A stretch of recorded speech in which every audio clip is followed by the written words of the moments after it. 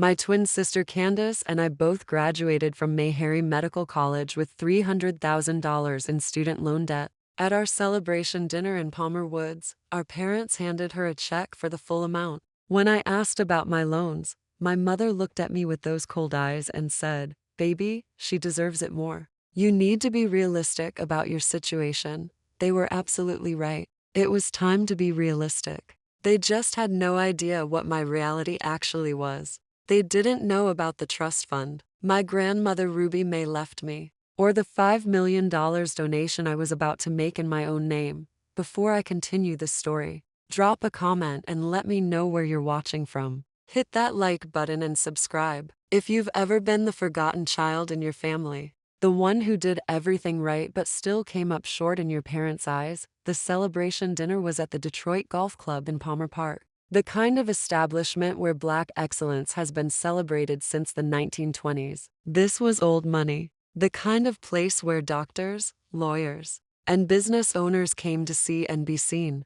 The dining room smelled like cedar wood, expensive cologne, and my mother's signature gardenia perfume that she only wore when she wanted to impress somebody. The crystal chandeliers cast a warm glow over the mahogany tables, and soft jazz played in the background, the kind of sophisticated atmosphere my parents lived for. I sat there, Dr. Essence Williams, feeling that familiar tightness building in my chest. That pressure behind my eyes that I'd learned to control over 30 years of practice. Across from me, my twin sister, Dr. Candace Williams, was practically glowing. Her honey blonde highlights caught the light just right. Her makeup was flawless, and that smile, Lord, that smile was the same one she'd been perfecting since we were 12 years old. It was the smile that said, "I've already won." My father, Marcus Williams, stood up slowly, deliberately. He was a big man, 6'3", with broad shoulders that filled out his custom-tailored suit perfectly.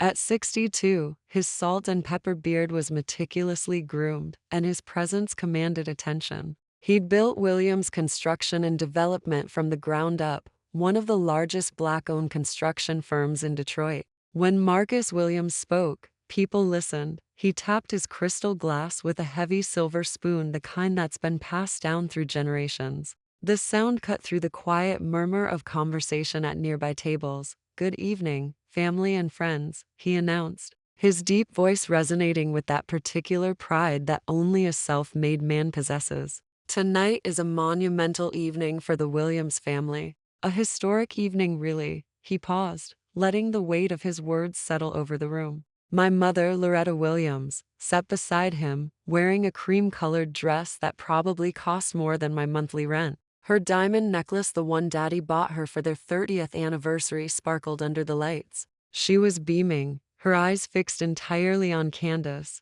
"As many of you know," Daddy continued, his chest puffing out just slightly, "education has always been the cornerstone of the Williams legacy. My grandfather fought in World War II and came back to a country that didn't want to give him a fair shake, but he believed in education. My father became the first Black accountant at a major firm in the city. And my daughters," he paused for dramatic effect, "my daughters both became doctors." Polite applause rippled through the dining room. I felt my hands ball into fists under the white linen tablecloth. "But tonight," Daddy said, his voice rising with emotion, "we're here specifically to celebrate one daughter's extraordinary achievement, Dr. Candace Williams." He turned to face her fully, his eyes actually misting up. "Candace has specialized in dermatology and aesthetic medicine, a field that requires precision, artistry, and business acumen. She's not just a doctor. She's an entrepreneur. She's building a legacy." My mother stood up then,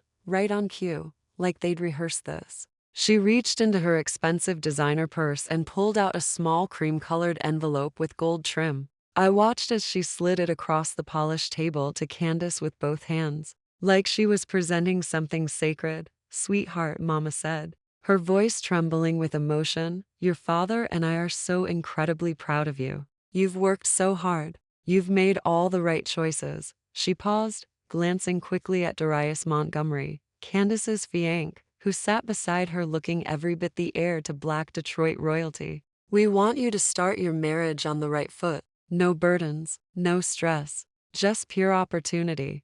Candace opened the envelope with perfectly manicured nails. Her gasp was pure performance. She knew exactly what was coming. Mama, Daddy, is this real? It's a check for $300,000, Daddy announced, loud enough for half the damn restaurant to hear. We're paying off your entire student loan debt from Mayharry. Every single penny. The applause was thunderous this time. Candace's fiancé, Darius Montgomery, leaned over and kissed her temple.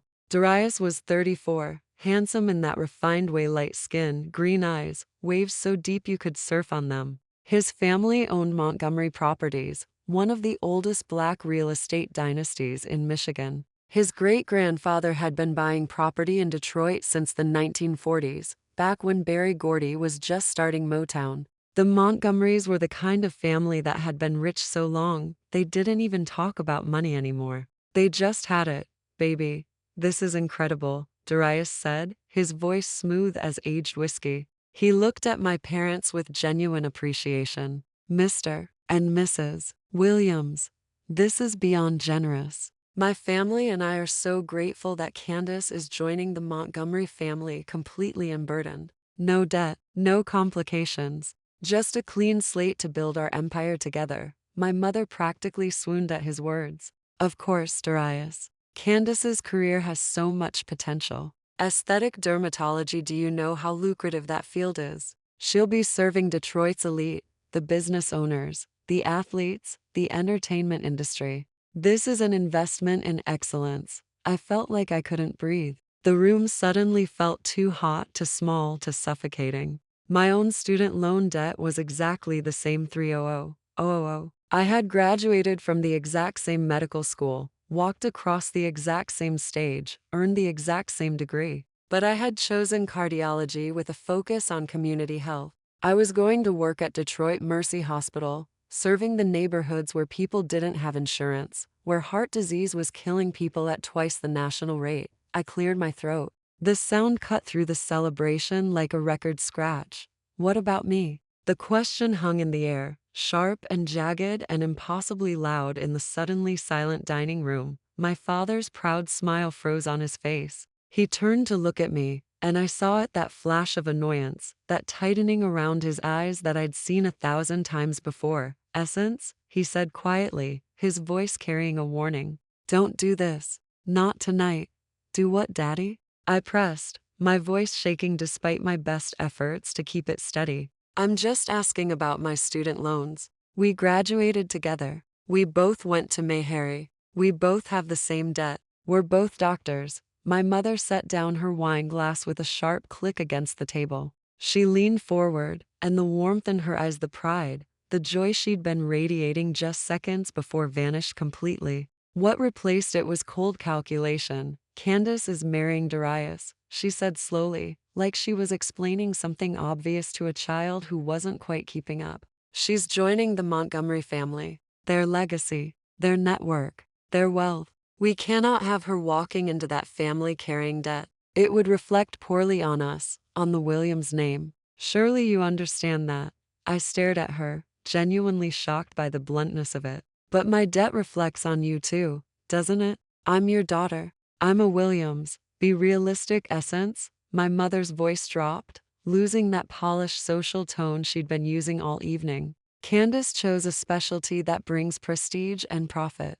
Aesthetic dermatology. She'll have clients paying cash, celebrities, people who matter. She's building a practice that will generate millions. You? She paused, and I saw her eyes flick up and down, assessing me like I was a bad investment she'd made years ago. You chose community cardiology. You'll be working in clinics with patients on Medicaid, making a fraction of what Candace will earn. You can apply for those government loan forgiveness programs, public service debt relief, or whatever they call it.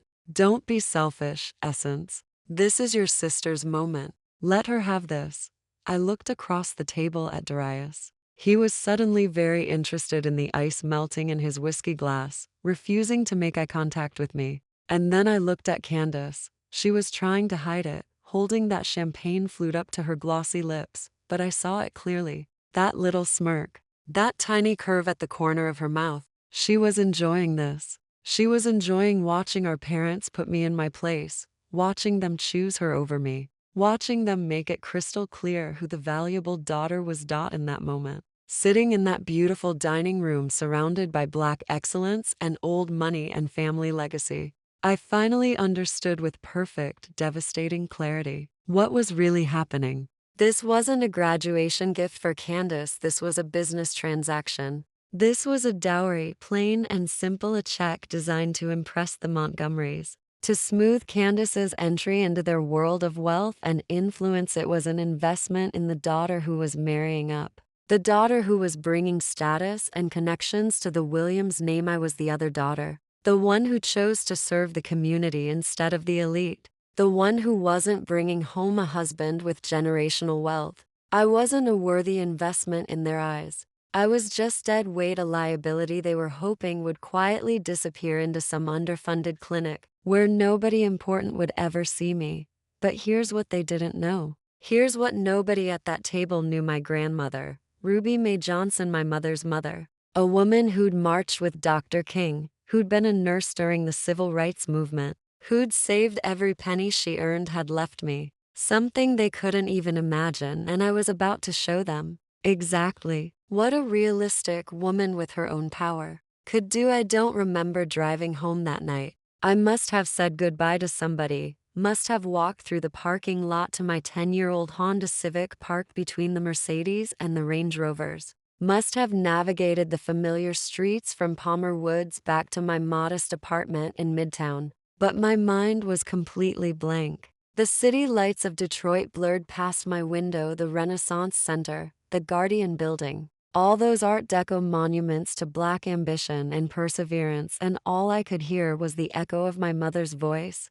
She deserves it more, baby. Be realistic. My hands gripped the steering wheel so tight my knuckles ached. The streetlights cast orange shadows across my dashboard, and somewhere in the distance, I could hear a siren wailing. This wasn't new. This sharp, cutting pain of rejection, it wasn't new at all. It was just louder now, more public, more final. I remembered standing in this exact same parking lot when I was 18, clutching my partial scholarship letter to Spelman College. I was so proud of myself. I'd covered half the tuition through academic merit and a beautiful essay about my grandmother's legacy. I'd run to my father, so excited to show him, Daddy, look, I got the Spelman scholarship. It's just the remaining tuition we need. I'll work, I promise. I'll get a job on campus. I'll do work study. My father had looked at that letter for exactly 3 seconds before shaking his head. Essence.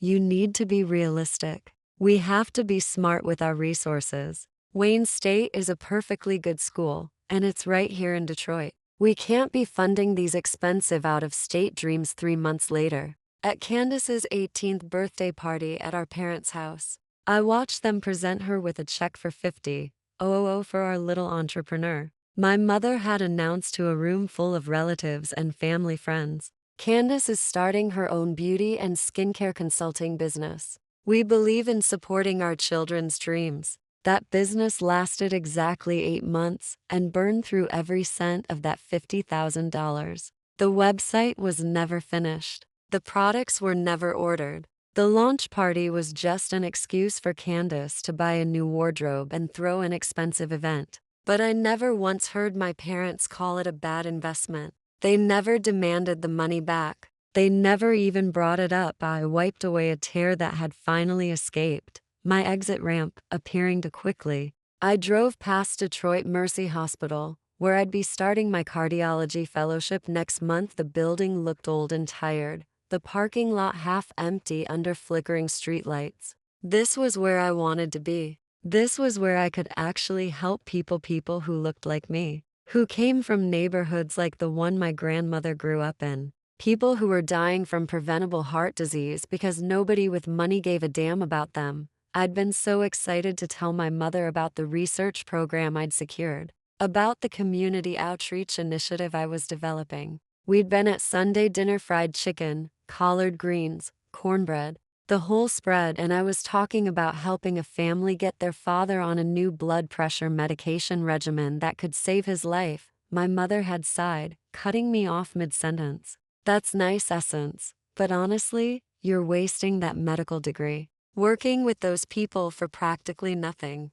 Candace is going to be making $500,000 a year doing Botox and fillers for the wives of auto executives. When are you going to get a real position? Something with prestige? Something that reflects well on this family? I finally pulled into the parking garage of my apartment building. It was safe, clean, but nowhere near the luxury condo Candace and Darius lived in downtown with their floor-to-ceiling windows overlooking the river. I sat in my car for a long moment, the engine ticking as it cooled, staring at nothing. Then I saw it waiting for me on the passenger seat where I'd tossed it this morning. A large envelope from Great Lakes Higher Education, my student loan servicer. The return address was stamped in red. Your first payment is now due. 300. The full weight of the evening of the last 30 years crashed down on me all at once. I slid down against the driver's seat, my expensive graduation dress bunching up around me, and I finally let myself break.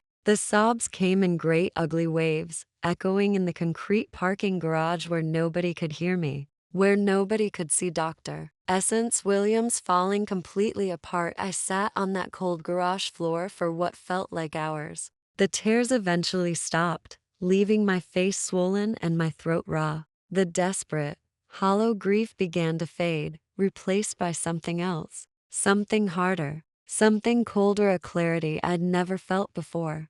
I couldn't accept this. I couldn't spend the rest of my life begging for scraps of approval from people who had made it abundantly clear I would never measure up. Maybe if I just explained it differently. Maybe if I could talk to Mama one-on-one, away from Daddy's judgment and Candace's smirking and Darius's old money family. Maybe she would understand. Maybe she would finally see me. I needed her to see me. I pulled out my phone, my hands shaking slightly as I scrolled to her contact. I pressed call. My heart was pounding so hard I could feel it in my throat. She answered on the third ring. Essence, baby, is everything all right? Your father and I just got home. No, Mama. My voice came out quieter than I intended. Nothing is all right. I need to talk to you about tonight. About the money. I heard her sigh, that particular sound of pure exasperation that I'd been hearing my whole life. Essence, I thought we were done with this conversation. You really did put a damper on your sister's celebration. I put a damper on her celebration? The words came out sharper than I meant them to. Mama, I'm not asking for a gift. I'm asking for a loan. The same $300,000 you gave Candace. I'll sign paperwork. I'll pay interest. I'll pay back every single cent as soon as my fellowship is over and I'm in full practice. I can't start my career drowning in this much debt. Please.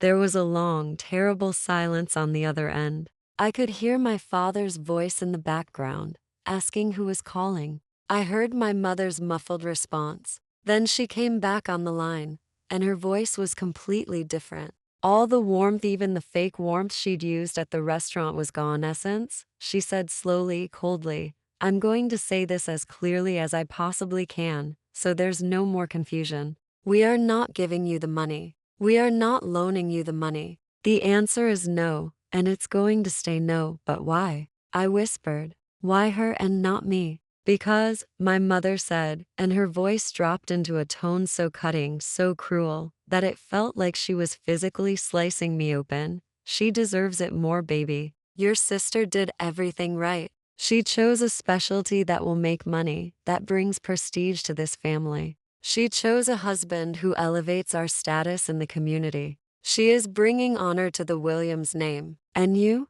She paused, and I could picture her face, that look of profound disappointment she'd perfected over the years. What do you bring, Essence? You bring low-income patients, long hours for government pay, and a specialty that makes you sound like a charity worker, not a real doctor. You made your choice. You chose this path knowing what it meant. You chose to be difficult. You chose to reject everything your father and I tried to give you. Now you need to live with those choices. I have to go. The Montgomerys are calling about the engagement party. The line went dead. She had hung up on me. I sat there in the darkness of my car, the phone still pressed against my ear, listening to the silence. It was over. The final door had slammed shut. The last tiny shred of hope that I could ever earn their approval, that I could ever be seen as equal to Candace, was gone. She deserves it more. The words echoed in my head, bouncing around in the empty space where my family's love was supposed to be. They echoed and echoed until they stopped sounding like an insult and started sounding like something else entirely. A declaration of war. What would you do if your own parents told you that you weren't worth investing in? Drop a comment below. I sat on that garage floor for another long minute, letting the cold concrete seep through my dress, letting the silence of my mother's rejection settle into my bones. But something was different now. The hollow, desperate grief I'd felt moments before was burning away like morning fog under a harsh sun. What replaced it was cold, hard, clarifying. My mother was wrong. I wasn't a burden. I wasn't a bad investment. And I damn sure wasn't going to spend the rest of my life begging these people for approval I would never receive. I stood up slowly, my movements deliberate and steady. I smoothed down my dress, picked up my purse, and walked to my apartment with my head held high. Once inside, I didn't go to the kitchen to stare at that red-lettered loan notice. I walked straight into my small home office, sat down at my desk, and opened my laptop. I didn't open my regular bank account, the one with maybe $3,000 saved from my residency stipend. No, I opened a separate, encrypted financial portal that I hadn't accessed in months. The login screen appeared, and I typed in a username and complex password that only 2 people in the world had ever known. The screen loaded slowly. The name at the top didn't say Dr. Essence Williams. It said Dr. Essence Johnson, my grandmother's maiden name. My eyes skinned down to the account details. And there it was, glowing on my screen like a beacon, the Ruby Mae Johnson Community Trust. And just below it, in bold numbers, current balance, 4,200,000. I stared at those numbers. And suddenly I could hear my grandmother's voice in my head as clear as the day she'd told me her secret. It was 6 months before she passed. And we were sitting on her front porch in her old neighborhood off 7 Mile Road. She was wrapped in a quilt. Despite the summer heat, her hands, those strong, beautiful hands that had held dying patients and marched for justice, were frail but still gripped mine with purpose. "Your mama," she'd said. Her voice, raspy but fierce, is a woman who forgets where she came from. She married your father, and suddenly she thought money made her better than the people who raised her. She thinks prestige matters more than character. I remembered trying to defend Mama, but Grandma Ruby Mae had held up one thin finger, stopping me. "Don't interrupt, baby. I don't have much time left, and you need to hear this." She'd looked at me with those knowing eyes. "Your father only sees value in what looks successful to other people. He sees Candace because she plays the game. He doesn't see you because you refuse to. And your mama? She follows his lead like she doesn't have a mind of her own. That's why I'm leaving this for you, Essence," she'd continued, squeezing my hand tighter. "But there's a condition. You don't get full access until you finish your highest education. You get that MD. You earn that right to this money. This isn't a gift, baby. This is armor. I earned this money working double shifts as a nurse for 40 years. I marched for civil rights while your grandfather was overseas. I saved every damn penny so that one of my grandbabies wouldn't ever have to bow down to people who don't see their worth." She'd leaned closer then, and I could smell her lavender soap, see the determination in her eyes. "Use it to be independent. Use it so you never have to ask those people for a single thing. Don't ever let them underestimate you, Essence. Don't ever let them think you need them. Because, baby," she'd smiled then, that sly, knowing smile, "you don't." I had finished my degree. I had met her condition. The funds had been released to my full control. The very day I graduated from Meharry, the same day my parents had chosen to publicly humiliate me at that dinner. $4.2 million. Enough to pay off my loans 10 times over. Enough to buy a house, start my own clinic, fund research programs. Enough to be completely, utterly free of my parents' judgment and Candace's smirking and every single person who had ever told me I wasn't valuable enough. I leaned back in my chair, staring at the screen. My grandmother had known. She had known exactly what would happen. She'd known my parents would choose Candace, would leave me to struggle, would make it crystal clear that I was the disposable daughter, and she'd made damn sure I had options they couldn't even imagine. Just as I was about to close the laptop, a notification popped up on my screen. New email. The sender name made my stomach tighten. Candace Williams. My finger hovered over the delete button. Then curiosity got the better of me. I clicked it open. The email was an elaborate digital invitation, all gold script and expensive design. The header image showed Candace and Darius in professional photos, both of them glowing and perfect. The subject line read, "You're invited, Dr. Candace Williams debt-free celebration." I read the details slowly, each word landing like a small slap.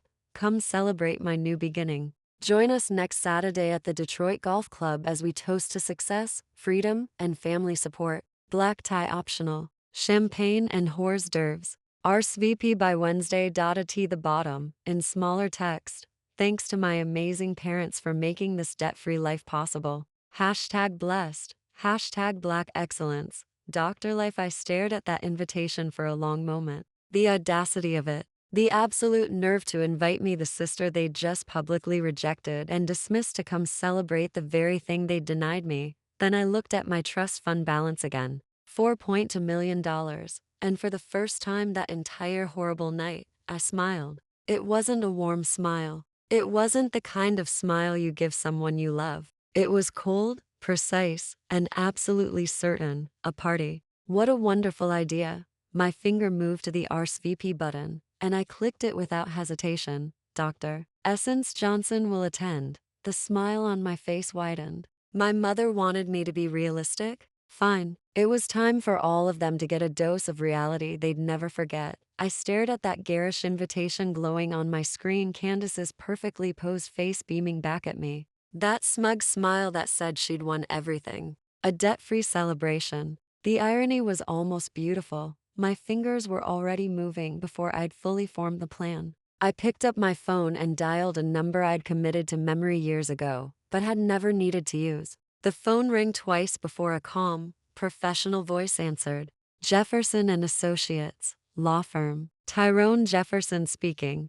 Good evening, Mr. Jefferson, I said, my voice steady and clear. This is Essence Williams, or rather, Essence Johnson. Dr. Essence Johnson. There was a brief pause, then his voice warmed considerably. Dr. Johnson, I was wondering when I'd be hearing from you. Your grandmother would be so proud. Congratulations on finishing medical school. He paused. I trust the account transfer went smoothly? It did, thank you, I replied. But I'm actually calling about the other matter. The one Grandma Ruby May and I discussed before she passed. The charitable endowment? Ah, yes. I could hear papers rustling. The Ruby May Johnson Community Fund. $5 million designated for pediatric cardiac care at an institution of your choosing. Your grandmother was very specific about those instructions. It's to be donated publicly, in your full name, at a time and place of your choosing. I looked back at the invitation on my laptop screen.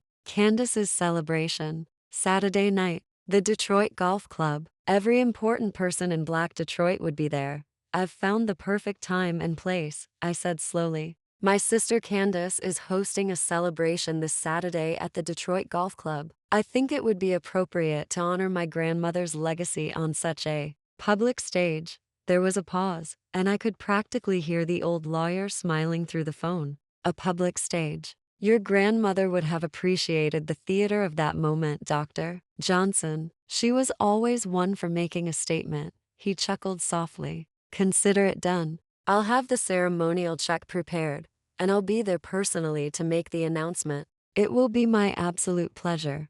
Thank you, Mr. Jefferson. I'll see you Saturday. I hung up and stared at my closet. It was filled with scrubs, sensible cardigans, and exactly 2 formal dresses, one I'd worn to graduation, and one I'd worn to tonight's disaster. Neither would work for what I was planning. If I was going to attend Candace's debt-free celebration, I wasn't just going to show up. I was going to make an entrance they would never forget. I needed a new dress. Something that looked like $4 million felt, but as I was pulling out my credit card to start shopping online, my phone rang again. Mr. Jefferson's name appeared on the screen. I answered quickly. Mr. Jefferson? Is everything all right? Dr. Johnson. His voice was more hesitant now, almost apologetic. I apologize for calling back so quickly, but while I was reviewing your grandmother's full portfolio tonight, I came across something sensitive, a file she kept separate from everything else. My stomach tightened. What kind of file? It pertains to your father's company, Williams Construction and Development. I sat down slowly. What about it? It appears, Mr. Jefferson said, and I heard more papers rustling, that approximately 10 years ago, your father took out a very large commercial loan, $10 million, to be exact. High interest, very risky terms. It was to cover a failed development project in Midtown. A project that, according to your grandmother's notes, he told her, had simply lost funding. I don't understand, I said, my mouth suddenly dry. What does that have to do with Grandma Ruby May? He secured that loan, Mr. Jefferson said, his voice grave, by using your grandmother's commercial real estate holdings as collateral. Specifically, the 3 buildings she owned on Woodward Avenue, properties she'd purchased during the 1967 riots when nobody else would invest in Detroit. They're now worth millions. My hand gripped the phone tighter. But she would never have agreed to that. Precisely, Mr. Jefferson replied. She never did. According to her private documentation, she only discovered the lien 3 years ago when she was restructuring her estate for your trust. She found out that your father had forged her signature on the collateral agreement. The words hit me like a physical blow. He forged her signature. He did. Mrs. Johnson was understandably furious, but she was also pragmatic. She knew that calling in the loan or exposing the forgery would destroy your father's company, and in her words, ruin the family name that my daughter cares so much about. I could hear the quotation marks in his voice. So she did something much smarter.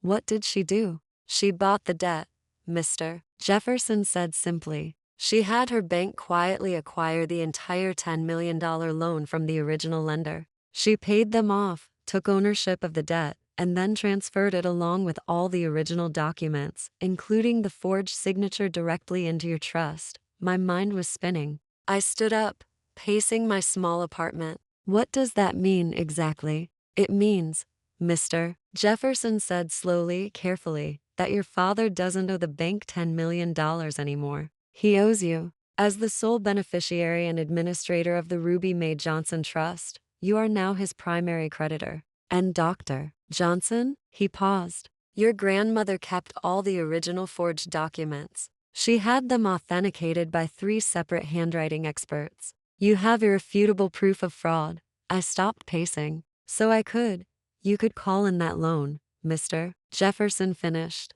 You could demand immediate repayment. And if your father can't pay, which, based on my review of Williams Construction's current financial status, he cannot, you could force the company into bankruptcy. You could take ownership of everything. The company, the properties, all of it. I sank onto my couch, the phone pressed hard against my ear. My father, the man who had just told me I wasn't a worthy investment. The man who had handed Candace $300,000 like it was nothing. The man who had spent my entire life making me feel small and insignificant and forgettable. I held his entire future in my hands. There's one more thing, Mr. Jefferson added quietly. Your grandmother left you a personal note with these documents. Would you like me to read it? Yes, I whispered. I heard him unfold paper, then clear his throat. When he spoke again, it was my grandmother's words, and I could hear her voice in every syllable. Essence, baby, if you're reading this, it means I'm gone and you've finished that degree like I knew you would. I'm so proud of you. Now listen carefully. Your father is a weak man who values the wrong things. He stole from me to save his pride, and he would have let me lose everything to cover his mistakes. I fixed it, but I'm leaving the choice to you. You can let it go and let him think he got away with it, or you can make him face what he's done. Whatever you choose, remember this. You don't owe these people anything. Not your silence, not your forgiveness, not your loyalty. They made their choices. Now you make yours. I love you, baby. Make me proud. Grandma Ruby May. The silence on the phone stretched long. Finally, I spoke. Mr. Jefferson, I need you to bring those documents with you on Saturday. All of them? To the party? Yes. I have a feeling I'm going to need them. I could hear the smile in his voice. I'll have everything prepared. This is going to be quite an evening, Dr. Johnson. Yes, I said softly, looking at Candace's invitation still glowing on my laptop. Yes, it is. After I hung up, I sat in the darkness of my apartment for a long time. The red numbers on my microwave clock glowed 11:47 p.m. in my hand. I held my phone with Candace's smirking face staring back at me from that invitation. I had my own money for $1 million that my parents knew nothing about. And I had leveraged $10 million of debt that my father thought was safely hidden away. My parents wanted to make it clear that Candace was the valuable daughter. Fine. Saturday night, in front of every important person in Black Detroit, in front of the Montgomerys and their old money and their judgment, I was going to show them exactly what value looked like. I opened my laptop and started searching for dresses. Not sensible ones. Not cheap ones. I typed in 3 words, couture evening gowns. If I was going to crash my sister's party, I was going to do it in style. The question wasn't whether I would go. The question was how much truth I was willing to reveal when I got there. Have you ever had to decide between staying silent or exposing a family's dirty secrets? Drop a comment and let me know what you would do. The Detroit Golf Club on Saturday evening was even more magnificent than I remembered. Valet attendants in crisp black vests with gold trim rushed to open car doors as a steady stream of Mercedes, BMWs, and Cadillac Escalades pulled up to the grand entrance. The building itself was a testament to Black excellence and old money red brick and white columns, immaculately maintained grounds. The kind of place where Detroit's Black elite had been gathering since the 1920s, when they weren't allowed anywhere else. I had taken an Uber. My 10-year-old Honda Civic wasn't going to make the statement I needed to make tonight. I stepped out of the black SUV wearing a floor-length, emerald silk gown that I'd purchased from a boutique in Birmingham for more money than I'd ever spent on a single item of clothing in my life. It was the color of money, of power, of envy. It had cost me a small fraction of my trust fund, and it was worth every single penny. The fabric moved like water, catching the golden lights from the entrance, and the deep V neckline and open back made a statement that was impossible to ignore. I could feel eyes on me immediately. Heads turned. Conversations paused mid-sentence. This was Candace's crowd, Darius's crowd. My parents' crowd, people who had spent decades building their wealth and status, who knew exactly who belonged and who didn't. And I had spent 30 years being told I didn't belong. But tonight, I was done caring. I hadn't even made it through the main doorway before my parents intercepted me. My mother, Loretta, appeared out of nowhere, her face a tight mask of social panic, barely concealed behind her smile. She was wearing a gold dress that probably cost as much as my monthly rent, her hair swept up in an elaborate updo, diamonds glittering at her throat and wrists. My father, Marcus, was right behind her, and his expression was thunderous beneath his carefully maintained composure. Essence, my mother's voice was a harsh whisper as she grabbed my elbow, her manicured nails digging into my skin. She pulled me aside, out of the flow of arriving guests, into a small alcove near the coat check. I am absolutely shocked that you chose to come here tonight. I really thought you had more sense than this. You invited me, Mama, I said, my voice calm and clear. I arfed. It seemed rude not to come. That was a formality, she snapped, her eyes darting around frantically to see if anyone was watching us. A courtesy. You weren't actually supposed to show up. Not after what you said at the graduation dinner. Not after you tried to ruin your sister's moment. My father stepped closer, using his considerable height to try to intimidate me. At 6'3", he was used to people backing down when he loomed over them. This is Candace's evening, Essence, he said, his voice a low growl that barely concealed his anger. This celebration is about her success, her future, her achievement. You will not, and I mean this, you will not mention one word about your student loans. Do you understand me? You will not embarrass this family in front of the Montgomerys or anyone else here tonight. I looked at them both. Really looked at them. My mother's face was pinched with anxiety, her eyes scanning the room constantly to see who might be watching this little family drama unfold. My father's jaw was clenched so tight I could see the muscles working beneath his skin. They weren't worried about me. They weren't concerned for my feelings or my well-being. They were terrified of me, terrified that I would expose the perfect family facade they'd worked so hard to construct. Terrified that their new wealthy in-laws would see the daughter they'd refused to invest in standing here in their expensive club. I slowly pulled my elbow from my mother's grasp and smoothed the silk of my dress. I gave them the most serene, polite smile I could manage, the kind of smile that said absolutely nothing while promising everything. I wouldn't dream of causing a scene, I said, my voice light and measured. I'm not here to make trouble or talk about myself at all. I'm just here to congratulate my sister on her success. That's what family does, right?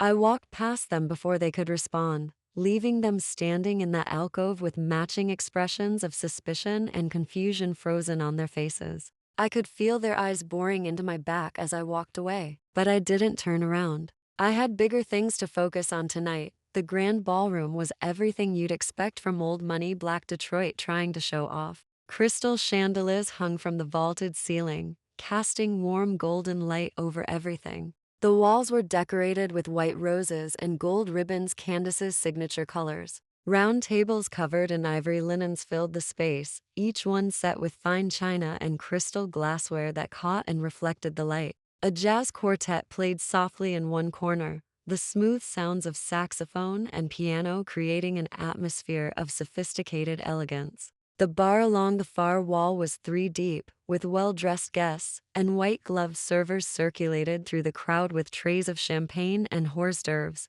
This was Black Detroit at its finest. Doctors, lawyers, business owners, politicians, entertainers, anyone who was anyone in the community was here. I recognized faces from the news, from magazine covers, from my parents' endless social events over the years. The Montgomery family held court near the center of the room, surrounded by people eager to be in their orbit. Old money had gravity, and everyone else was just circling. I walked straight to the bar and ordered a glass of sparkling water with lime. I needed to keep my head absolutely clear for what was coming. As I turned away from the bar, I saw my sister gliding toward me through the crowd.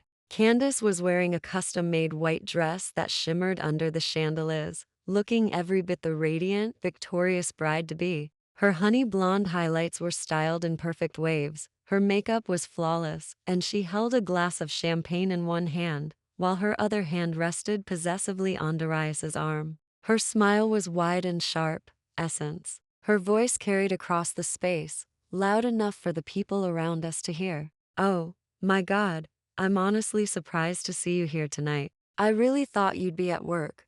Doing one of your double shifts at the clinic or whatever it is you do with all those people who can't afford real health care." She laughed. That high-pitched sound that had always grated on my nerves. Several people nearby turned to look at us, their expressions curious. I kept my face neutral, my voice warm. "You look absolutely stunning, Candace. Happiness really does suit you. And congratulations on everything, the debt freedom, the engagement, all of it." Candace's smile widened, but her eyes remained cold and calculating. "Oh, happiness and money, essence. They go so well together, don't you think?"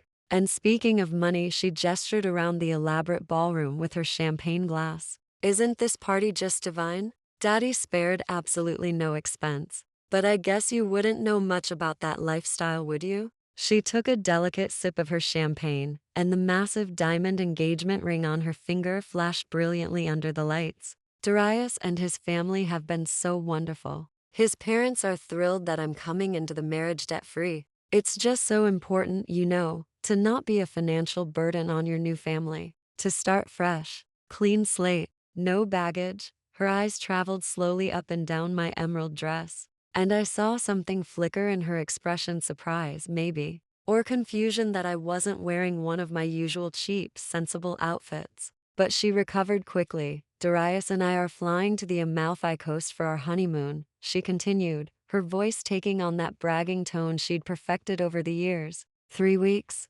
private villa. It's costing more than most people make in a year. But you know how it is when you marry into the Montgomery family. They only do things first class." She leaned in closer, her voice dropping to a conspiratorial whisper that was still loud enough for the people nearby to hear. I heard about your little situation, by the way. About the graduation gift you didn't get. Mama told me they just couldn't swing it financially, not after investing in my future. She patted my arm with fake sympathy, her perfectly manicured nails gleaming. It's such a shame, really. But I guess some of us are just better investments than others, right? That's just how the world works, Essence. Some people are meant to succeed, and some people are meant to, well, serve. And there's nothing wrong with that. The world needs people to work in those free clinics and help the poor. It's very noble of you. She smiled again, wider this time, letting me see the full measure of her triumph. Then she turned gracefully on her expensive heels and glided back toward Darius and the Montgomery family,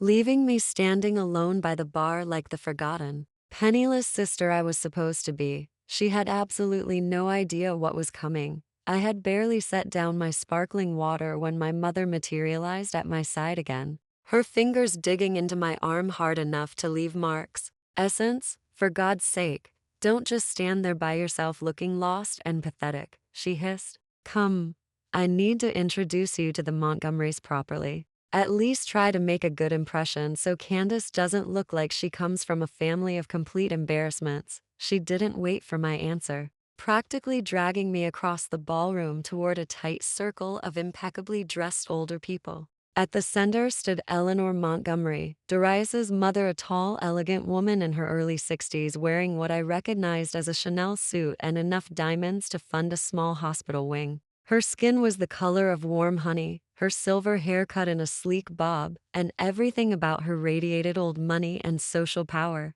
Beside her stood Charles Montgomery, Darius's father, a distinguished man, with a completely gray beard and eyes that assessed everything with cold calculation. Eleanor, my mother said, her voice, suddenly an octave higher, filled with false warmth and desperate eagerness. I'd like you to meet my other daughter, Essence. Eleanor Montgomery turned her sharp gaze on me, and I felt like a specimen under a microscope. Her eyes traveled from my face to my dress to my shoes and back again, cataloging everything, assigning value to every detail. Oh, she said, her voice thin and disinterested. Yes, Loretta mentioned you finished medical school as well. Essence is doing community cardiology, my mother rushed to explain, her grip on my arm tightening even more. It's more like social work, really. She'll be at Detroit Mercy Hospital, helping with community outreach programs. I felt heat rise in my face, but I kept my voice steady and professional.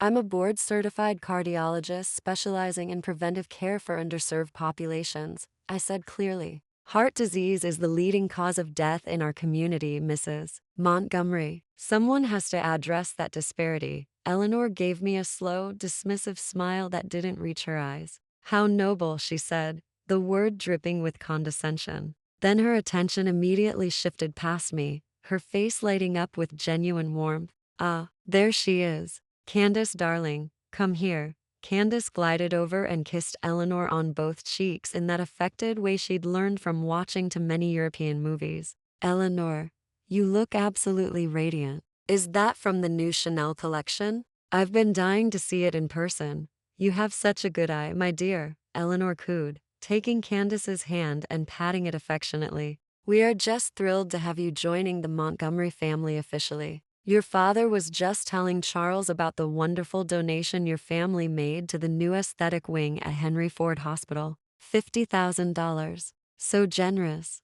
I stopped breathing. $50,000. To a hospital. For aesthetic medicine. My mother laughed, that high nervous sound she made when she was trying to impress someone. Well, we believe in supporting the institutions that our children are part of. We're so proud of Candace's prestigious position there. She's going to be doing such important work helping people look and feel their best. I did the math quickly in my head. $300,000 to pay off Candace's loans. Another $50,000 donated to a cosmetic surgery center to impress the Montgomerys. All to cement Candace's place in this world of old money and social status. Meanwhile, I had been told to apply for government loan forgiveness programs and stop being selfish. Just as I was processing this new layer of betrayal, the lights in the ballroom dimmed slightly. A spotlight illuminated the small stage at the front of the room, and my father stepped up to the microphone. The jazz quartet fell silent.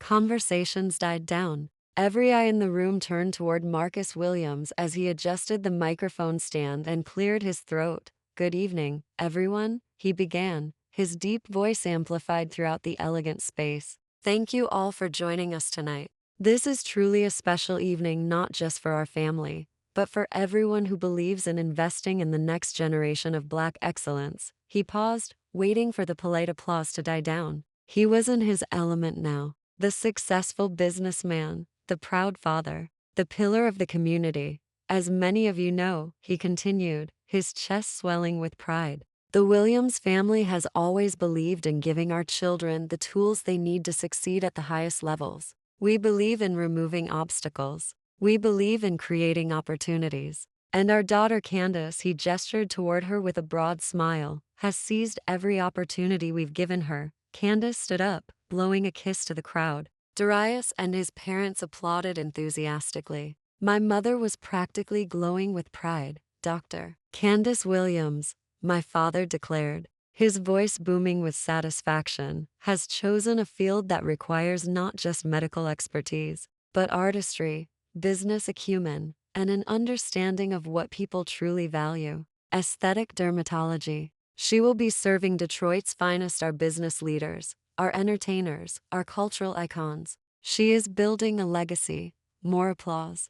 I stood near the back, my hands clenched around my glass of sparkling water, watching this performance unfold. "That is why," my father continued, raising his hand for silence, "Michelle and I were honored to pay off her entire $300,000 student loan debt. We believe in investing in success. We believe in supporting our children's dreams when those dreams align with excellence and prestige." The applause was deafening. People stood up. The Montgomerys were beaming. Candace had tears in her eyes, probably fake ones, but everyone seemed moved nonetheless. "But," my father's voice cut through the applause, "we didn't stop there. Because success isn't just about personal achievement. It's about giving back to the institutions that foster excellence. It's about building partnerships with families and organizations that share our values." He looked directly at the Montgomery family's table, and I felt my stomach drop.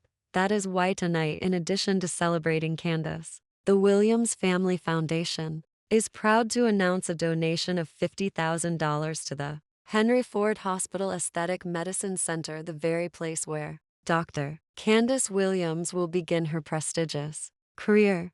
The room absolutely erupted. The applause was thunderous this time, accompanied by cheers and whistles. Eleanor and Charles Montgomery stood up, raising their champagne glasses toward my father in a toast. Darius pulled Candace into a proud embrace, kissing her forehead. My mother looked like she might actually faint from happiness. Flash photography lit up the room as people captured this moment of generosity and family pride, and I stood there, near the back of the ballroom, completely invisible. They had just publicly announced they were giving $50,000, money they'd told me they didn't have, for my loans to a hospital wing named after one of the richest families in Michigan. They weren't just ignoring my debt. They were actively taking family money and pouring it into maintaining status with the wealthy, all while telling me to beg the government for help. As the thunderous applause finally began to fade, and my father prepared to step down from the stage, looking satisfied and proud,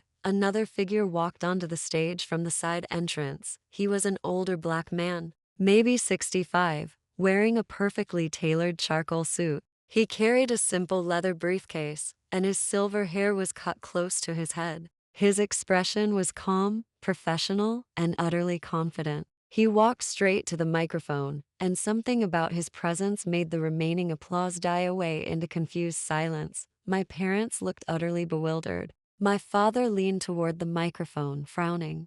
"Excuse me, I don't believe." "Excuse me for the interruption," the man said, his voice clear and commanding, cutting smoothly through my father's attempted protest. "My name is Tyrone Jefferson. I am the attorney representing the estate of the late Ruby Mae Johnson." He paused, letting that name settle over the room. "I also have a donation to announce tonight." My father stared at the man, his face a mask of utter confusion and growing alarm. He turned toward my mother, who had gone pale. I saw him mouth the words, "Ruby May? What is he doing here? What happens when buried family secrets come to light?" Keep watching. The entire ballroom fell into confused silence. My father, Marcus Williams, stood frozen on stage, his mouth slightly open, staring at this stranger who had just interrupted his moment of triumph. My mother had gone completely pale, her hand pressed against her throat, where her diamond necklace glittered under the lights. The name Ruby Mae Johnson hung in the air like a ghost materializing at a party where she wasn't invited. Tyrone Jefferson adjusted the microphone with calm professionalism,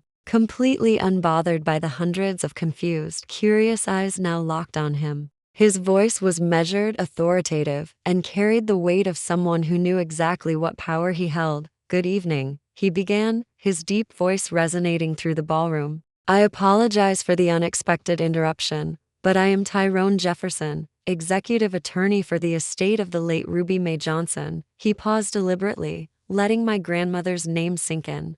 I watched recognition ripple through the older guests, people who remembered my grandmother from the civil rights days, from the nurses' union, from the community organizing she'd done for decades. The younger crowd looked confused, but everyone could sense that something significant was happening. "Mrs. Ruby Mae Johnson," Tyrone continued, his voice taking on a tone of deep respect, was a woman who believed profoundly in supporting the Detroit community, particularly those who choose service over status, those who dedicate their lives to the hard, necessary work that doesn't always come with recognition or wealth. My heart began to pound so violently I was certain everyone around me could hear it. I kept my eyes down, focusing on my hands gripping my water glass, trying to control my breathing. I knew what was coming, but actually hearing it unfold in real time made my entire body tremble. My father looked angry now, clearly about to interrupt again. "Mr. Jefferson,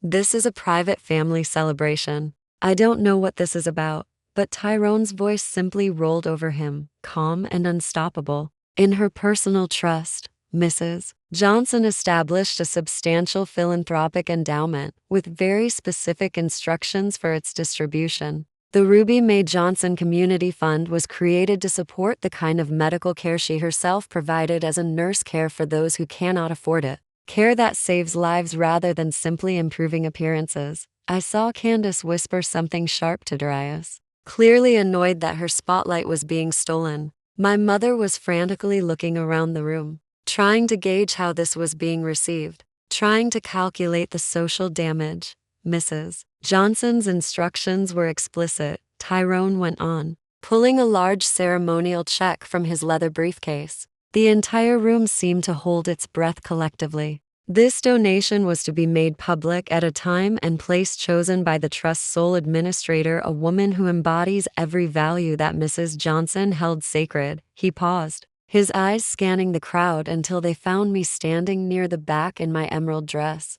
When our eyes met, he smiled warmly, a smile of shared confidence and pride. "Please join me," he said, his arm extending toward me, "in honoring Dr. Essence Johnson."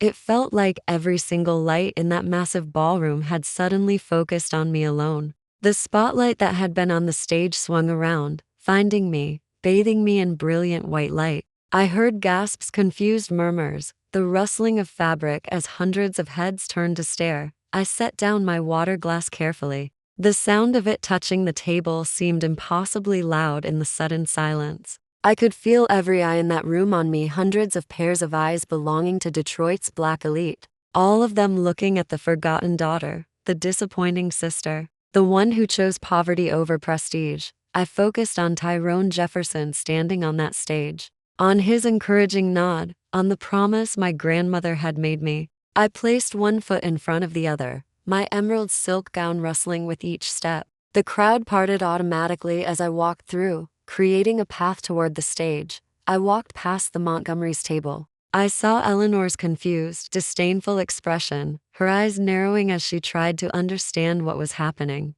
I walked past Candace and Darius. My sister's face was twisted with fury, her perfectly applied makeup unable to hide the rage in her eyes. She was whispering something harsh to Darius, clearly furious that I was stealing her moment, and then I walked directly past my parents. My father looked like he was about to physically stop me, his body tensing as if preparing to step into my path. My mother just stared, her mouth slightly open, unable to process what was unfolding before her eyes. I reached the stage steps and climbed them slowly, each step deliberate and measured. When I stood beside Tyrone Jefferson under that brilliant spotlight, I could see the entire ballroom spread out before me, every face, every expression. Every person who had ever dismissed me, or doubted me, or told me I wasn't good enough. Tyrone held up the large ceremonial check, turning it so everyone could see. Even from the back of the room, the numbers would be visible. He let the anticipation build for one perfect moment, then spoke, on behalf of the Ruby Mae Johnson Community Trust, and in the name of its sole administrator, Dr. Essence Johnson. It is my profound honor to present this donation to Detroit Mercy Hospital's Cardiac Care Center for the establishment of the Ruby Mae Johnson Community Cardiology Wing. He paused, and I saw my father's $50,000 donation sign still propped on an easel nearby. It looked so pathetically small for the amount of $5 million. The silence that followed was absolute, so complete that I could hear my own heartbeat, hear the hum of the air conditioning, hear someone's sharp intake of breath from across the room. Then the entire ballroom exploded. People shot to their feet. The applause was deafening, thunderous, rolling through the space like a physical force. Camera phones appeared everywhere, flashes going off as everyone tried to capture this moment. $5 million.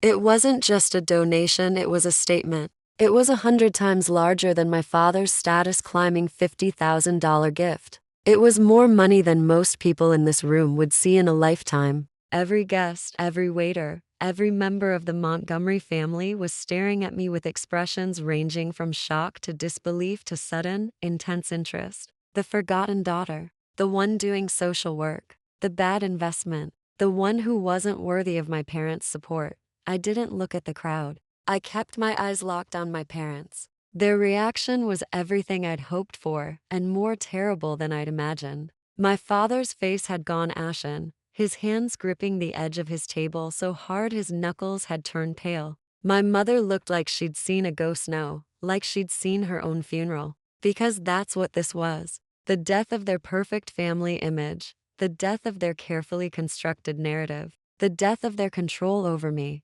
They had just made the biggest, most public miscalculation of their entire lives. Tyrone handed me the microphone, his hand steady and reassuring, on my shoulder for just a moment before he stepped back. The applause was still rolling through the room, but it gradually died down as people realized I was about to speak. The silence that followed was heavy with anticipation and curiosity. I took a slow, deep breath and began. Good evening. My voice came out clear and strong, amplified throughout the ballroom, reaching every corner. I know many of you are confused right now, maybe even shocked. You came here tonight to celebrate my sister Candace's wonderful achievement, and we absolutely should celebrate her. But Mr. Jefferson is correct. My grandmother, Ruby Mae Johnson, left very specific instructions tied directly to my graduation from medical school. I turned my gaze deliberately to my parents. Marcus and Loretta Williams sat frozen at their table, their champagne glasses forgotten,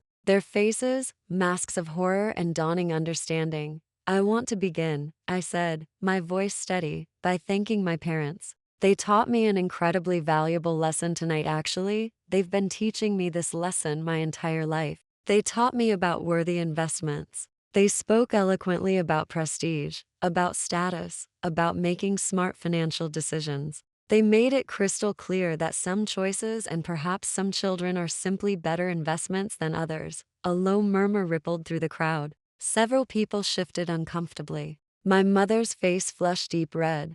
My grandmother, Ruby Mae Johnson, I continued, also believed in investments. But she had a fundamentally different philosophy. She didn't invest in social status. She didn't invest in who you were marrying or what kind of car you drove or which country club would accept your membership. She invested in character. She invested in service. She invested in the quiet, unglamorous work that actually saves lives but doesn't get celebrated at parties like this. I turned my gaze to Candace. She was no longer smiling. The triumph had drained from her face, replaced by pale shock. My grandmother believed, I said, my voice projecting clearly over the silent room, that a doctor's true worth isn't measured by the wealth of their spouse or the cost of their wedding venue. She believed that real prestige, real honor doesn't come from helping wealthy people look younger or feel prettier. I heard several sharp gasps from the direction of the Montgomery table. She believed that true excellence comes from helping those who cannot help you back. She believed that helping a child take their first full breath after a heart valve replacement is infinitely more important than helping someone afford Botox for their forehead wrinkles.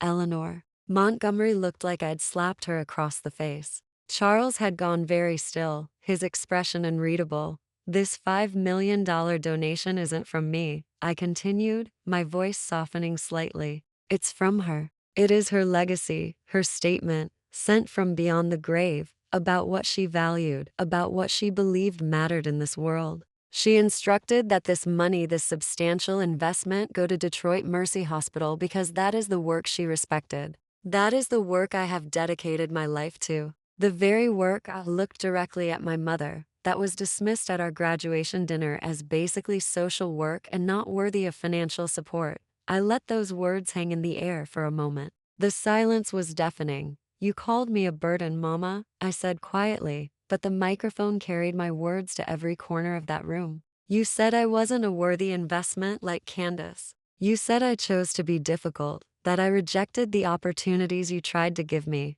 I paused. But my grandmother? She disagreed completely. She saw my choice not as a liability, but as the only choice that truly mattered. This donation is her validation. It is her belief that prestige isn't about impressing the Montgomerys, several people gasped, but about serving your community. It is her belief that helping children who are dying from preventable heart disease is infinitely more valuable than maintaining social status with old money families. The applause started slowly this time, then built gradually. But it was different from before. This wasn't just polite social applause. This was people responding to something real, something that challenged the very foundations of what they'd all been celebrating tonight. But I wasn't finished. Not even close. I raised my hand slightly, asking for silence. Please, I said. There's more. The room fell silent again, even more intensely than before. You could have heard a pin drop. The $5 million is for the children of Detroit, I said clearly. That was my grandmother's primary wish, to fund the cardiac care that saves lives in underserved communities. But she also knew about my personal situation. She knew, just as everyone in this room now knows, that I also graduated from Meharry Medical College with over $300,000 in student loan debt. I paused, then turned to face my parents directly. Just last week, I called my mother. I didn't beg for a gift. I begged for a loan. I offered to pay interest, to sign legal documents, to pay back every single cent. I was told no. I was told, and I quote, your sister deserves it more. I was told to be realistic, to apply for government programs, to live with my choices. My father's jaw clenched visibly. My mother was trembling, her diamonds catching the light as her hands shook. And I am living with my choices, I said, my voice gaining strength. Because my grandmother, in her infinite wisdom and foresight, knew this day would come. She knew my parents would choose to fund one daughter's future while abandoning the others. She knew they would pay for the daughter marrying into the Montgomery family while telling the daughter working in community clinics that she wasn't a good investment. I felt tears threatening, but refused to let them fall. Not here. Not now. My grandmother didn't give me this money as a gift, I said softly. She gave it to me as armor so I would never have to beg people like them for anything ever again. That's why she made one final provision in her personal trust. She ensured that all of her grandchildren would start their careers on equal footing, regardless of who their parents chose to favor. I looked directly at Candace. Her face had gone completely white, her champagne glass forgotten in her trembling hand. So in addition to the $5 million donation to Detroit Mercy Hospital, I said, the Ruby Mae Johnson Trust also paid off my entire $300,000 student loan debt. The transaction was finalized the moment my MD was officially conferred, the same day you all decided I wasn't worth investing in. I raised my glass of water in a mock toast. my voice carrying a cold edge that surprised even me. So you see, Candace, this really is a debt-free celebration for both of us. Congratulations, sister. It seems we both made it after all. The sound of Candace's champagne flute hitting the floor and shattering echoed through the absolute silence like a gunshot. Crystal shards scattered across the polished wood, champagne spreading in a dark puddle that caught and reflected the chandelier lights. My parents stared at me with faces full of pure, unadulterated rage mixed with something else, fear. Real, bone-deep fear. And Darius Montgomery, the wealthy heir who was supposed to marry Candace, was staring at me like he'd never actually seen me before in his life. His eyes were wide, calculating, reassessing everything he thought he knew. The party was definitely over. But my work tonight? It was just beginning. When family betrayal meets public revelation, everything changes. What would you do in this moment? I stepped down from the stage, my emerald dress catching the light with each movement. The ballroom was no longer filled with polite conversation and champagne toasts. It was heavy with shock, confusion, and the kind of tension that comes when everything people thought they knew gets turned completely upside down. Every eye followed me as I walked, but I didn't look at the crowd. I kept my head high and my expression calm, controlled. I had done what I came to do. The armor my grandmother left me was stronger than I'd ever imagined. Now I just wanted to leave this place, walk out of this chapter of my life and never look back. I was almost at the grand entrance, almost free, when I heard rapid footsteps behind me. Dr. Johnson, Essence. Wait, please wait. The voice was smooth, urgent, and right behind me. I stopped but didn't turn around. I knew exactly who it was. Darius Montgomery. Essence, he said again, slightly breathless, as he moved to block my path to the exit. His face had completely transformed from the smug, satisfied expression he'd worn all evening. Now he looked at me with something between awe and hunger, the look of someone who'd just realized they'd been betting on the wrong horse. That was my God. That was the most incredible thing I have ever witnessed in my life. I just stared at him, my face impassive. Excuse me, Darius. I'm leaving. No, wait, please. He held up both hands in a placating gesture. I need to say this. What your parents did to you, what they said, it's unconscionable, truly. And the way you handled it, the power, the intelligence, the strategy. He shook his head, and a low laugh escaped him. $5 million.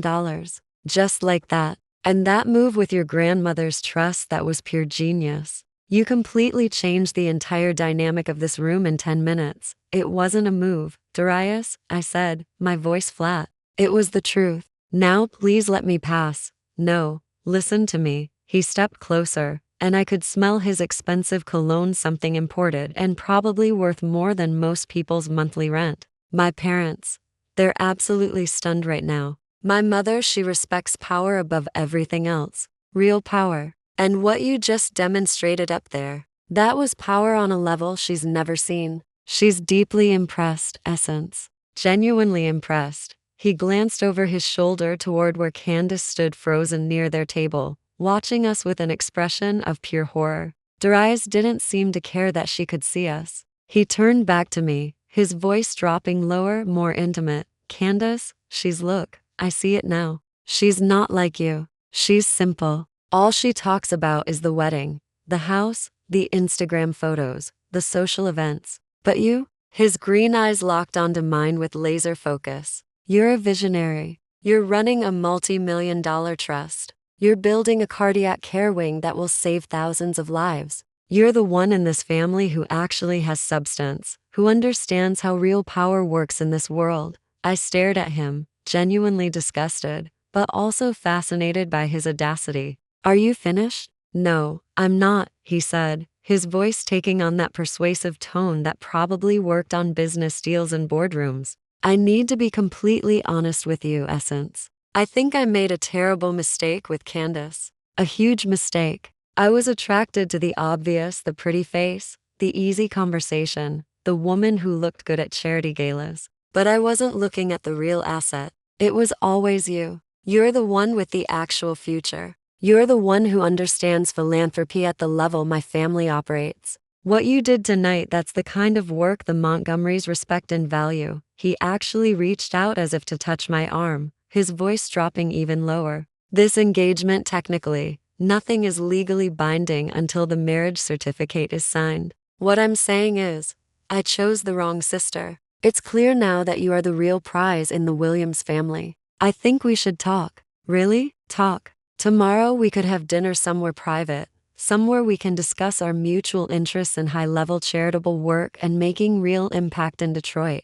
I looked at his outstretched hand. The same hand that had held my sister's just minutes ago. The same hand wearing a watch that probably cost more than my car. This man who had stood silently by while his future in-laws publicly dismissed me. Who had smirked when Candace humiliated me. Who had watched my sister revel in my pain without saying a single word in my defense. Now, because the numbers had changed, because my value had been suddenly repriced in front of Detroit's elite, I was interesting to him. I was worthy of his attention. The social work doctor had become a visionary. The bad investment had become a valuable asset worth acquiring. You think, I said slowly, letting each word land with precision, that because I have money, I'm suddenly attractive to you.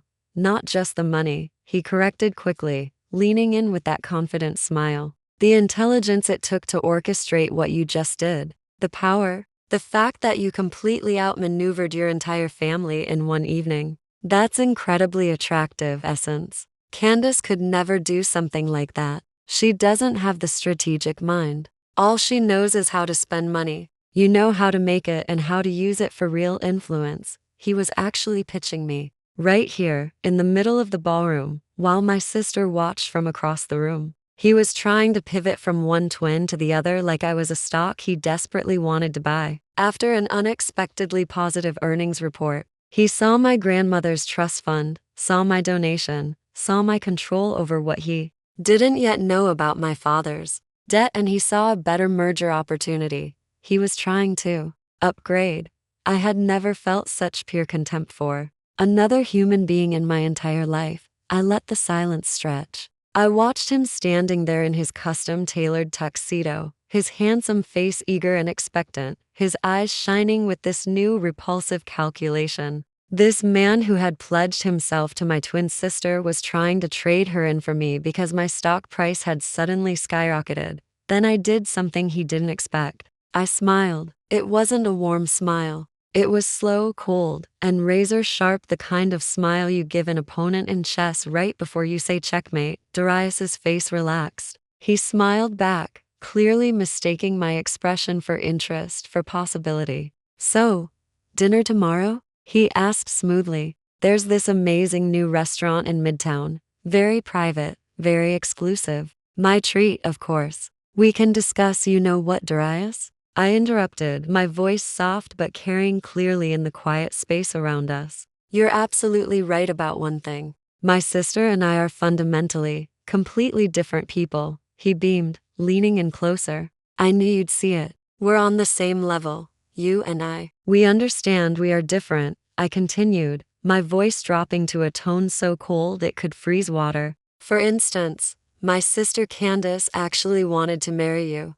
She was genuinely excited about it. She looked at you and your family name and your money and saw someone she wanted to build a life with. Someone she thought she loved. His smile faltered slightly, confusion flickering in his eyes. But me? I leaned in, matching his earlier intimacy, but my voice carried venom instead of seduction. I look at you and see the same things. I see your family name.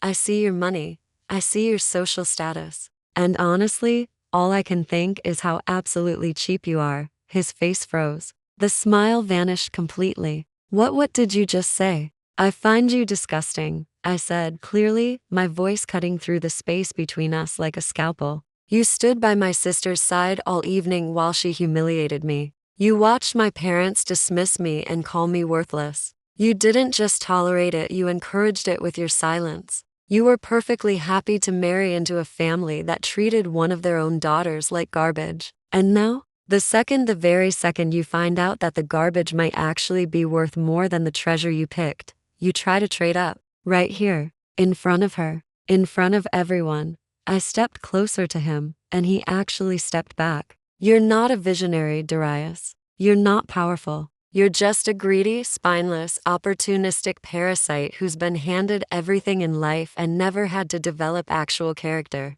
And the idea of having dinner with you, of entertaining even 5 more minutes of your attention, is genuinely the most repulsive proposition I've heard all night. And that's saying something, considering what my parents said to me.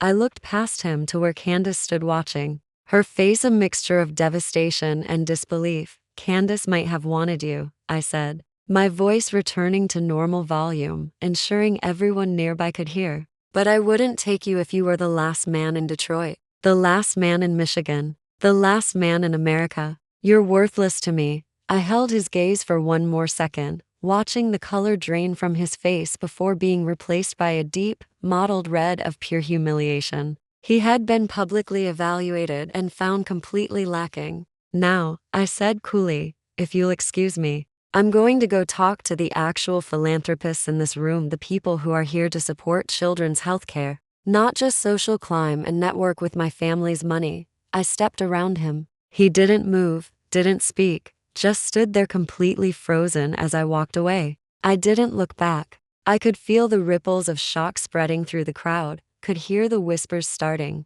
but I didn't care. I had taken back my narrative. I had taken back my power, but I wasn't done yet. I had barely made it 3 steps before I heard the sound that I'd been unconsciously waiting for all evening. A high, ugly shriek that cut through the stunned silence of the ballroom like a knife. Darius. Candace came stumbling across the polished floor, her white dress dragging, her face a grotesque mask of rage and smeared makeup. She grabbed Darius's arm, her perfectly manicured nails digging into his expensive tuxedo. Darius, you're not, you can't be. Her voice cracked with hysteria. After what she just did, after she ruined everything, you're going to leave me for her? Darius looked down at her hand on his sleeve like it was something dirty, something contaminating. His face, which had been so full of admiration and interest when he was talking to me, was now cold with fury. He was a man who hated public scenes above all else. And my sister, the woman he had chosen for her social grace and appearance, was giving him the biggest scene of his life. He ripped his arm away from her grasp.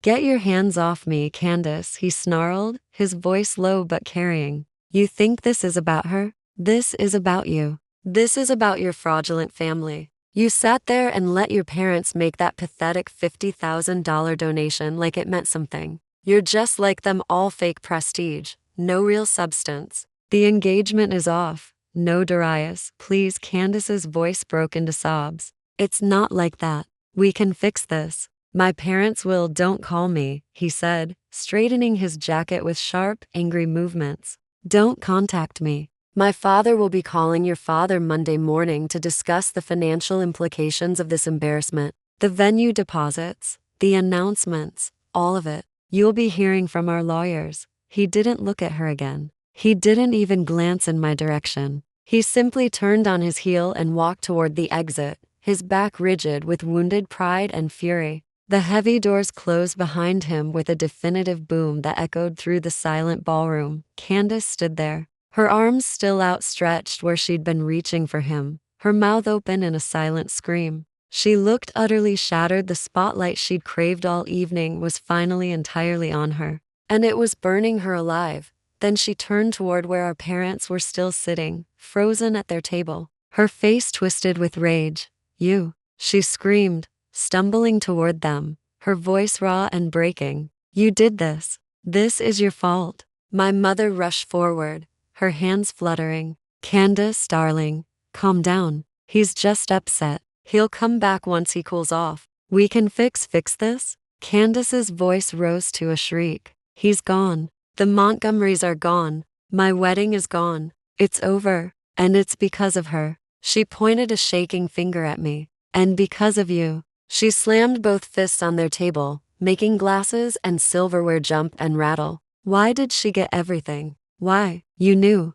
You knew Grandma left her that money, didn't you? You lied to me. You told me I was special. You told me I was the worthy investment. Candace, for God's sake, lower your voice, my father hissed, looking around desperately at all the watching faces. This is not the place. Don't tell me to be quiet. Candace screamed, completely beyond caring who heard her. You let me walk into this trap. You paid off my debt to impress them. She gestured wildly toward where the Montgomerys had been sitting, while she was a multi-millionaire. She was playing all of us. She has everything, the money, the power, the respect, and I have nothing. You made me look like a fool. My parents had no answer. They couldn't, because she was absolutely right. They had lied to her. They had lied to everyone. My father just sat there staring at the checkbook still on the table, his face gray. My mother had collapsed into her chair, her face in her hands, her shoulders shaking. Their golden child, their prestigious investment, was ruined. And every single person in Black Detroit had witnessed it. I turned away from the ugly scene. I couldn't watch anymore. It was their mess, their creation, their consequences. My role in their drama was finally, definitively over. I walked toward the exit with my head high. But before I could reach the doors, my father's voice cut through the chaos. Essence, don't you dare leave yet. I stopped and turned slowly. Marcus Williams stood up from the table, and despite everything that had just happened, despite the humiliation and the destruction, he still tried to use his physical presence to intimidate me. He walked toward me with that aggressive stride, got close enough that only I could hear him clearly. You need to fix this, he said, his voice shaking with barely controlled rage. Right now, you're going to go up to that stage and tell everyone this was a misunderstanding. You're going to make this right. I looked at him calmly. I don't think so, Daddy.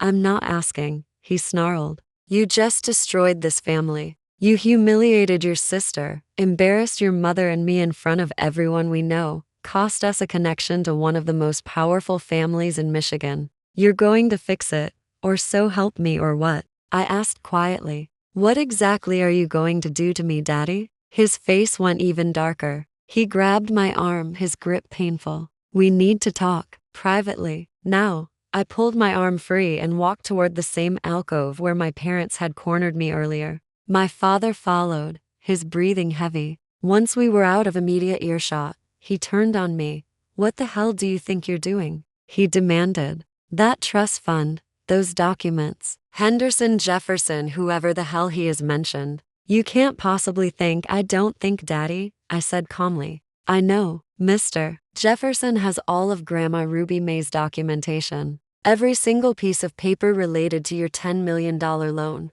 The one you secured by forging her signature on collateral agreements. The one you thought was safely hidden away. All the color drained from his face. How do you? She knew, I said simply. She knew 3 years ago, and she bought your debt. You don't owe the bank $10 million, Daddy. You owe me. And I have the original forged documents authenticated by 3 separate handwriting experts. I have Grandma's sworn affidavit detailing exactly how she discovered your fraud. He stumbled back against the wall, his hand pressed to his chest. For a moment, I thought he might actually be having a heart attack. You wouldn't, he whispered. You wouldn't destroy your own family, your own father. I looked at him, really looked at the man who had spent 30 years making me feel worthless. You're right, I said. I'm not going to destroy you, but I am going to restructure that debt. And my cooperation comes with non-negotiable terms. What do you want? His voice was barely audible. First, you're going to write a check tonight. $300,000 to Detroit Mercy Hospital. The same amount you gave Candace. Consider it your first interest payment. He nodded weakly. Done. What else? You and Mama are going to host another dinner. Same venue, same guests. And you're going to publicly apologize to me. You're going to acknowledge how you treated me. Admit you were wrong, and you're going to mean it. Essence. Please, those are my terms, Daddy. Accept them. Or Monday morning. Mr. Jefferson files everything with the district attorney's office. Williams Construction goes bankrupt by Tuesday. You'll be facing criminal fraud charges by Wednesday. He stared at me, his eyes filling with tears of rage and fear and desperation. Finally, he nodded. Fine, we'll do it. I walked back into the ballroom one last time. I found Mr. Jefferson and confirmed the agreement. I shook hands with the Detroit Mercy Hospital board members, who surrounded me with gratitude and excitement about the new cardiac wing. I ignored my mother's desperate stares and Candace's sobbing. Then I walked out into the cool Detroit night. My phone buzzed in my purse. Unknown number. Dr. Johnson? This is Keisha Williams from the Detroit Free Press. I just heard about a major donation tonight, $5 million. Could you comment on the story? I smiled, standing under the stars outside the club. I'd be happy to tell you the real story, I said. It starts with my grandmother, Ruby Mae Johnson, and her belief that true wealth isn't about who you impress. It's about who you help. I talked to that reporter for 20 minutes, giving her the truth, my truth, finally free to tell the story that actually mattered. Family betrayal often comes from jealousy and a twisted definition of worth. My family celebrated the daughter who chose prestige while dismissing the one who chose service. They didn't know I held all the power, the money, the leverage, the truth. The lesson? Never let others define your value. While they celebrated surface success, I moved in silence. And when the time was right, I let the truth speak louder than their lies. Have you ever had to choose between family loyalty and standing up for yourself? Share your story in the comments below.